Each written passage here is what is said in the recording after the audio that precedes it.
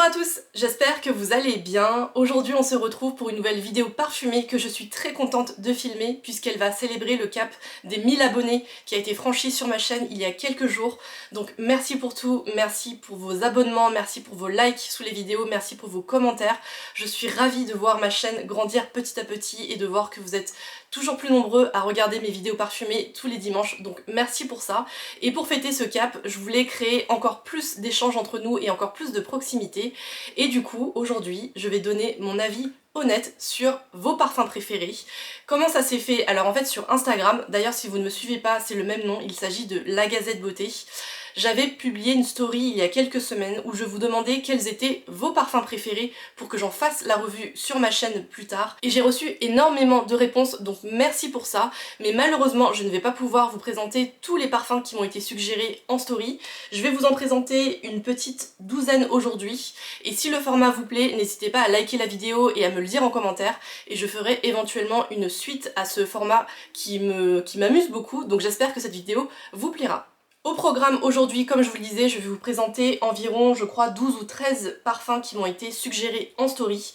Il y aura de tout, il y aura des marques grand public qu'on trouve chez Sephora par exemple, comme Hermès, Thierry Mugler, Prada ou Narciso Rodriguez.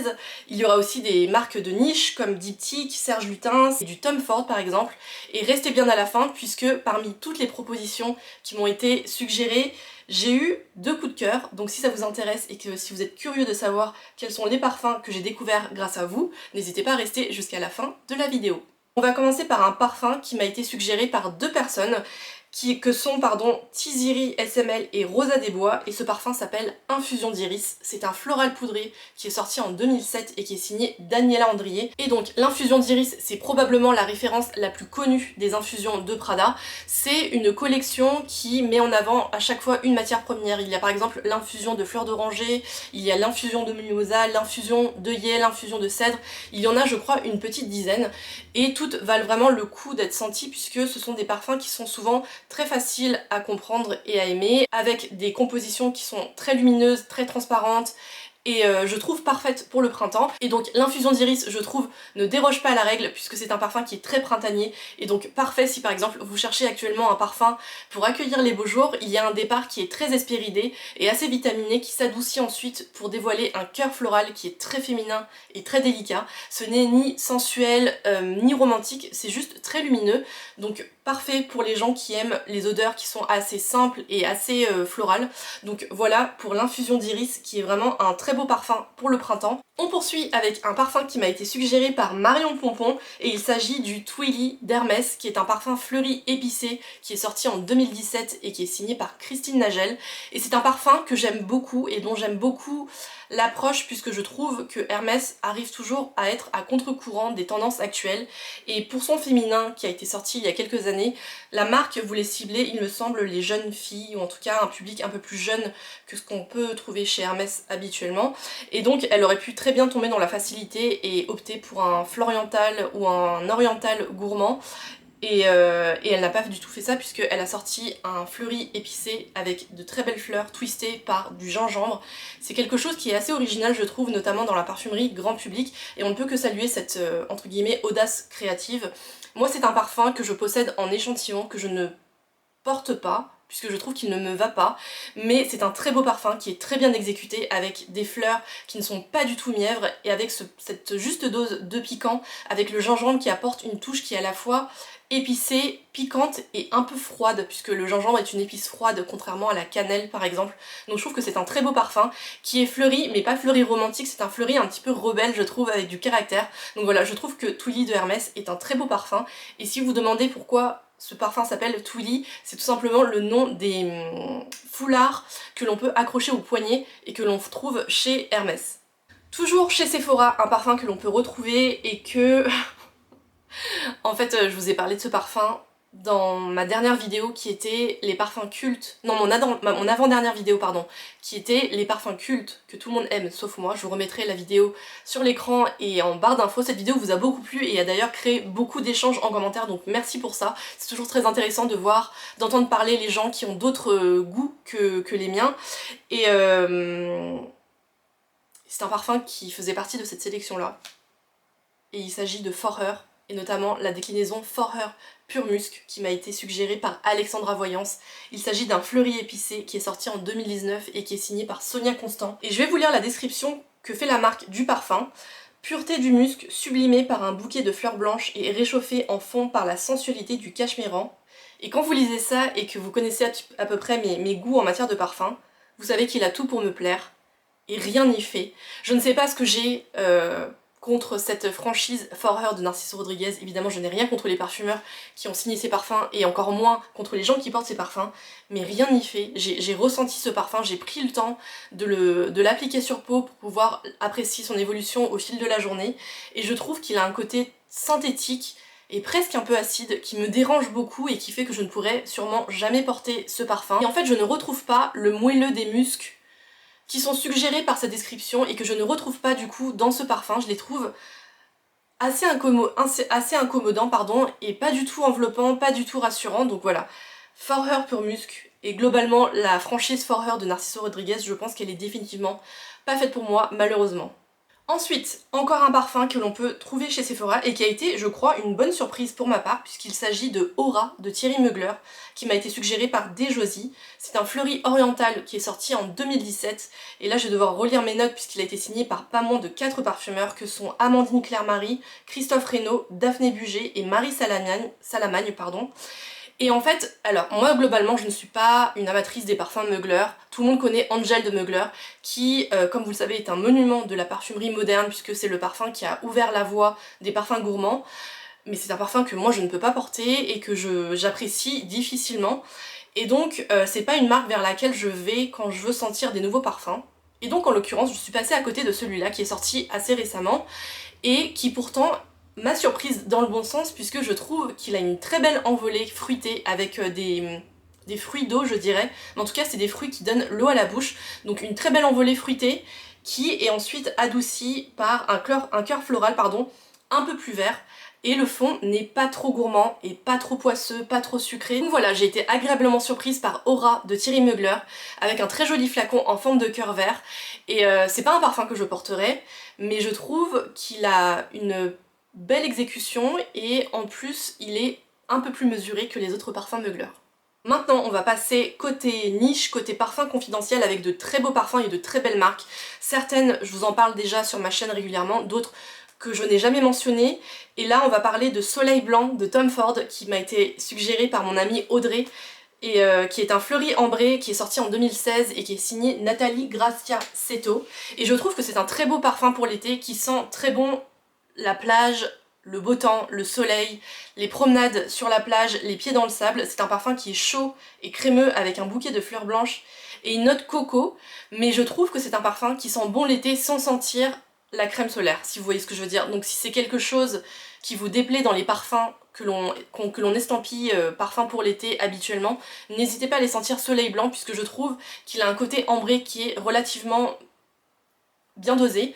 Et voilà, un très beau parfum pour l'été, que moi je ne porterai pas puisque j'ai d'autres parfums que j'apprécie beaucoup pour l'été déjà, mais voilà, si vous commencez à vous intéresser aux beaux parfums et que vous cherchez un beau parfum pour l'été qui sent bon les vacances, n'hésitez pas à vous pencher sur le cas de Soleil Blanc. Tom Ford c'est une marque que je regarde et que je sens de temps en temps, mais je dois vous dire que je n'ai jamais eu de coup de cœur pour un parfum de cette marque, donc n'hésitez pas à me dire si vous êtes un amateur des parfums Tom Ford et que vous avez des favoris, n'hésitez pas à me les partager en commentaire. Moi j'ai été beaucoup déçue par Neroli Portofino qui est, je crois, le parfum le plus connu de la marque Tom Ford, qui avait tout pour me plaire sur le papier et qui ne m'a procuré pas vraiment d'émotion. Donc voilà, n'hésitez pas à me partager vos parfums préférés chez Tom Ford. On passe ensuite à un parfum que vous connaissez déjà probablement et sur lequel je vais passer rapidement puisque c'est un parfum dont je vous parle régulièrement sur ma chaîne puisqu'il fait partie, je pense, facilement de mon top 5 de mes parfums préférés de tous les temps et que je voulais quand même mentionner dans cette vidéo puisqu'il m'a été suggéré par 2 personnes que sont ES, BRC et Credi, et il s'agit de l'eau d'essence de Diptyque qui est un Hespéridé fleuri qui est sorti en 2016 et qui est signé par Olivier Pêcheux. C'est un parfum magnifique à la fleur d'oranger qui intègre toutes les dimensions de l'oranger amer, donc la fleur bien sûr, les fruits, les feuilles et les branches notamment. C'est un parfum intemporel, réconfortant, lumineux, c'est un parfum pour tous les jours. C'est un parfum que l'on peut porter en toute saison, en hiver quand on veut se rassurer, en été quand on veut se rafraîchir. C'est un magnifique parfum à la fleur d'oranger, c'est il me semble le parfum best-seller chez Diptyque et on comprend aisément pourquoi. Donc voilà, si vous vous intéressez à l'univers Diptyque et que vous aimez la fleur d'oranger, n'hésitez pas, il faut aller sentir et craquer pour l'eau d'essence de Diptyque. Ensuite, on passe à un parfum que je possède également et que je vous ai déjà mentionné sur ma chaîne à plusieurs reprises. Et il s'agit d'un parfum qui m'a été suggéré par Hélène Rubert, et il s'agit de Un bois vanille de Serge Lutens. C'est un parfum oriental qui est sorti en 2003 et qui est signé Christopher Sheldrake. C'est un parfum que je vous ai présenté dans ma vidéo Les parfums que je porte le plus l'hiver, que je vous remettrai là aussi sur l'écran et en barre d'infos. Évidemment, comme vous en doutez, c'est un parfum que j'aime beaucoup. Un parfum comme son nom l'indique, qui est composé principalement de vanille, mais il y a aussi une note noix de coco qui lui apporte beaucoup de crémeux, et aussi une note réglisse, il me semble, qui lui donne un petit côté mordant, je trouve. Alors le réglisse, moi je n'en mange pas, mais c'est une odeur que j'aime beaucoup dans les parfums quand elle est bien dosée, et du coup ça en fait un parfum qui est très beau, que l'on peut porter facilement toute l'année, mais que moi j'aime beaucoup porter l'hiver puisqu'il a un côté assez chaud, assez crémeux et assez enveloppant que j'apprécie porter quand il fait très froid.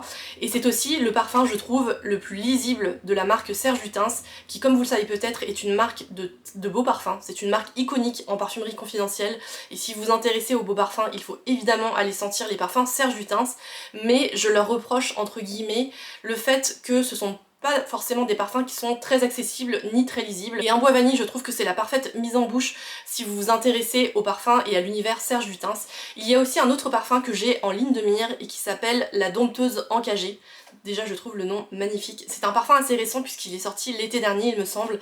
Et là pour le coup c'est un parfum ambré qui est parfait pour l'été. Donc si je craque, bien évidemment je vous en dirai des nouvelles en vidéo.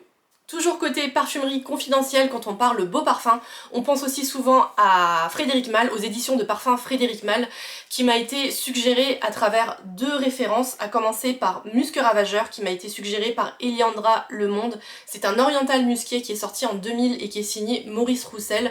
C'est un parfum, je trouve, dont le nom dit tout, puisqu'il y a des muscs, donc avec ce côté, cette dimension qui est enveloppante, qui est crémeuse et qui est assez blanche, accompagnée d'un côté assez sensuel, un côté parfum de peau, qui est traduit par le terme ravageur du coup, puisqu'il y a une dimension qui est assez charnelle, assez sensuelle et presque animale, qui donne un petit goût de reviens-y. Quand moi je l'ai sprayé sur la mouillette en fait, il y avait quelque chose d'assez magnétique qui fait qu'on a envie de toujours mettre le nez dessus, et donc je pense que c'est un parfum qui est très bien baptisé, puisque oui il y a des muscs, mais ce sont pas uniquement des muscs qui sentent la lessive, le propre, il y a aussi un côté parfum de peau qui du coup le rend assez énigmatique. Donc voilà, un très beau parfum chez Frédéric Malle qui est Musc Ravageur. Toujours chez Frédéric Malle, un autre parfum qui m'a été suggéré par Louise JRD et qui s'appelle Bigarade Concentré. C'est un Hespéridé boisé qui est sorti en 2002 et qui est signé Jean-Claude Héléna.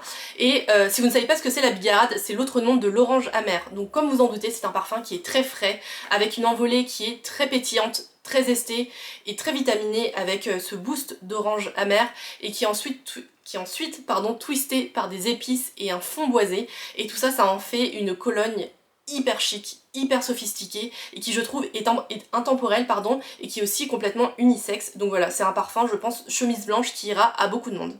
Et avant de vous dévoiler les deux coups de cœur que j'ai eu suite à vos suggestions, je suis très contente de vous parler de ce parfum que j'ai déjà présenté sur ma chaîne et qui fait partie de mes parfums préférés de tous les temps. Celui-là m'a été suggéré par Lulu la Bergère et il s'agit de Glossier You, qui est un fleuri poudré qui est sorti en 2017 et qui est signé par Dora Bakrich et Frank Volk. Et c'est un parfum que là aussi j'avais mentionné dans ma vidéo les parfums que je porte le plus l'hiver. C'est un parfum qui est enveloppant, qui est doux, qui est chaleureux, qui est intime en même temps. Si ce parfum était un vêtement, ce serait un pull en cachemire, c'est parce que il est fin, il est délicat et il est réconfortant en même temps. Ce n'est pas un parfum qui parle fort, c'est vraiment un parfum que l'on porte vraiment près de sa peau, un parfum pour soi. Et voilà, c'est un très beau parfum que je porte en toute saison et que j'ai bientôt fini d'ailleurs, je pense me racheter évidemment. Et donc voilà, je suis très contente de vous reparler à nouveau de Glossier You, qui mérite vraiment que l'on en parle plus puisque c'est un très beau parfum qui moi me procure beaucoup de joie et de réconfort. Et on arrive aux 2 coups de cœur que j'ai eu parmi tous vos parfums préférés, à commencer par une suggestion qui m'a été faite par Haute Parfumerie Blog, et il s'agit du parfum L'Île Ôtée de la marque Goutal Paris. C'est un Hespéridés fleuri qui est sorti en 2015 et qui est signé Camille Goutal et Isabelle Doyen. Et en fait déjà l'idée de base me plaît beaucoup puisque ce parfum rend hommage à l'île de Jeju en Corée du Sud. Moi je suis allée à Séoul il y a quelques années et ça fait partie de mes voyages préférés de tous les temps. Et j'adorerais retourner à Séoul et plus largement en Corée du Sud, notamment pour visiter l'île de Jeju qui est une île volcanique tout au sud du pays. Et c'est un parfum qui est composé d'une note thé qui est remarquable, qui est très rafraîchissante et très limpide, accompagnée d'une note osmanthus qui, si vous ne le savez pas, est une fleur qui a une facette fruitée très prononcée qui sent l'abricot. Et tout ça, ça donne un parfum qui est très rafraîchissant et qui est du coup parfait pour l'été et que du coup je pense ressentir pour pouvoir peut-être me l'offrir prochainement. Et en tout cas je trouve que les parfums Goutal Paris ce ne sont pas forcément les plus originaux du monde, mais ce sont toujours des parfums efficaces. Donc si vous vous intéressez aux beaux parfums, penchez-vous sur l'univers Goutal Paris qui fait toujours de très jolies choses. Et mon deuxième coup de cœur est un parfum de la marque Diptyque dont je n'avais jamais entendu parler. Donc merci Brigitte Dufour pour la suggestion, il s'agit du parfum Euphrassia. C'est un fleuri vert qui est sorti en 1999 et qui est signé Olivia Giacobetti. C'est un parfum qui combine des notes d'œillet et de frésia, d'où le nom j'imagine. C'est un bouquet floral qui est très minimaliste et assez végétal, qui est piqué par une pointe de poivre noir. C'est un parfum qui est très délicat, qui est très minimaliste. Je trouve que ça sent exactement comme un bouquet de fleurs qui viennent d'éclore avec encore leurs feuilles et leurs tiges. C'est très beau, c'est très délicat, c'est très printanier. Et voilà, je trouve que c'est un parfum qui est parfait pour les beaux jours qui s'annoncent et je n'en avais jamais entendu parler. Et du coup ça m'a donné une idée de vidéo sur les parfums méconnus de la marque Diptyque parce qu'on entend toujours parler des mêmes références et il y a des pépites dans cette marque dont on n'entend jamais parler, donc si c'est une thématique qui vous intéresse, n'hésitez pas à me le dire en commentaire. Voilà pour les parfums préférés de mes abonnés analysés par mes soins. J'espère que cette vidéo vous aura plu. Si c'est le cas, n'hésitez pas à la liker et à me laisser un commentaire pour me dire si vous souhaitez une deuxième partie à ce format que j'ai pris beaucoup de plaisir à préparer et à tourner, puisque comme je vous le disais, j'ai reçu de nombreuses autres réponses que je n'ai pas pu traiter dans cette vidéo, donc n'hésitez pas à me dire si vous souhaitez une suite, et n'hésitez pas aussi à me mentionner vos parfums préférés pour que je les analyse. N'hésitez pas aussi à vous abonner. Quant à moi, je vous retrouve dimanche prochain pour une nouvelle vidéo parfumée. Merci d'avoir regardé cette vidéo, et à bientôt!